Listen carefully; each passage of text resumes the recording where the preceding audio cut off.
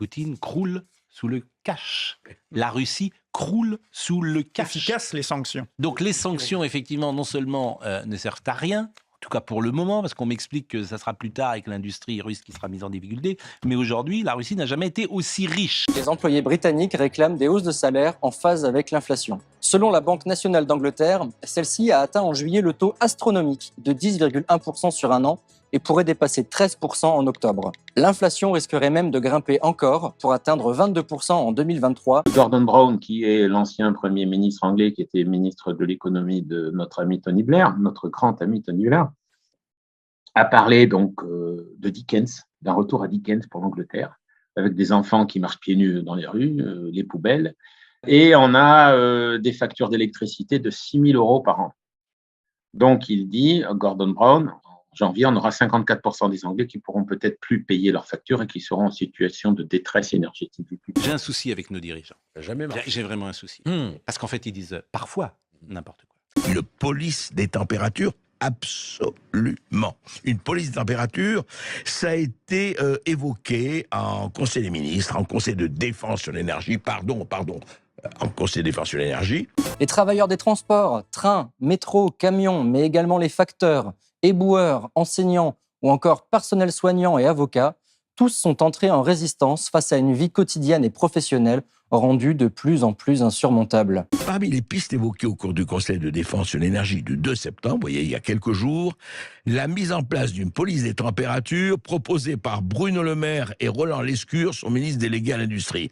Parce que après avoir tué l'économie russe, eh bien Bruno Le Maire va nous surveiller. Alors que le prix du gaz naturel a été multiplié par 40 en Europe depuis le début des années 2020, il n'a même pas triplé aux États-Unis. Cela montre que l'Europe de l'Ouest et surtout l'Allemagne doivent subir la charge principale des sanctions contre la Russie en raison de leur dépendance vis-à-vis des importations d'énergie et de la flambée actuelle des prix de l'énergie. Il faut savoir que dès 1943, les Américains avaient créé en Grande-Bretagne des écoles de formation pour des cadres administratifs qui auraient pris la place à la libération des préfets de Vichy. Ces cadres administratifs étaient tous des militaires américains. Peu de gens parlent que la Russie n'a jamais été aussi riche, parce que ça ne répond pas à la bonne idéologie du moment. Ils avaient pour but donc de gouverner la France exactement comme s'il avait été un pays occupé, comme ça s'est passé pour l'Italie, comme l'Allemagne, comme le disait De Gaulle. Se pourrait-il que l'actuelle politique occidentale anti-russe soit une nouvelle manœuvre habile de la politique américaine? Les indices parlent en tout cas en ce sens. La Russie est affaiblie militairement par un soutien militaire important à l'Ukraine, tandis que simultanément l'UE est éliminée en tant que concurrent économique puissant et que l'économie américaine en difficulté est assainie. Donc ils arrivaient avec leurs wagons de billets, les billets drapeaux, billets drapeaux qui étaient déjà imprimés, où le mot France n'existait pas, et qui aurait eu une valeur inférieure à ce que le marque d'occupation avait par rapport au franc. Значит, если исключить Турцию как страну-посредника, то практически все зерно, вывозимое из Украины, направлено не в развивающиеся и беднейшие страны, а в страны Евросоюза.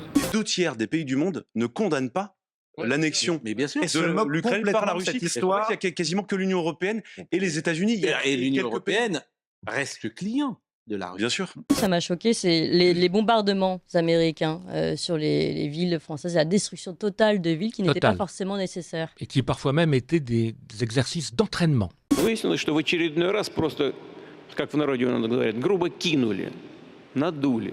И не только нас, но и беднейшие страны под предлогом обеспечения интересов, которые все это делают. Les chiffres étaient là. On le sait très bien qu'aujourd'hui, la Russie est le premier exportateur mondial de gaz, premier exportateur mondial de blé, deuxième exportateur mondial de pétrole. Donc ça, on le savait avant. Donc c'est ça qui est un peu surprenant. Aujourd'hui, dire, on découvre, ça c'est embêtant. Vous voulez expliquer cette destruction de masse, enfin, je veux dire, Ils se sont servis de la France comme un champ d'expérience, comme un champ d'expérience.